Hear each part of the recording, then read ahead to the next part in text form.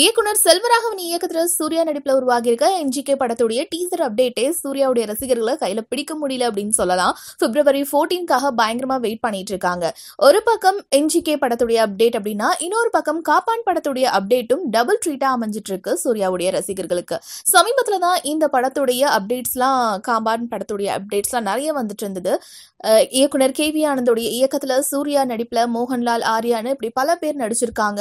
எல்லாருமே முக்கியமான கதாபாத்திரம் பண்ணக்கூடிய இந்த படத்துல இருந்து நிறைய எதிர்பார்ப்புகளோட நாம வெயிட் பண்ணிட்டு இருக்கோம். அண்ட் இப்போ இந்த படத்துடைய ஷெடியூல்லாம் ரீசெண்டா சண்டிகர்ல நடந்துட்டு இருக்கு அப்படின்ற தகவல்களையும் நாம கொடுத்துருந்தோம். அண்ட் இப்போ அந்த ஷெடியூல் எல்லாமே கம்ப்ளீட் ஆகியிருக்கு.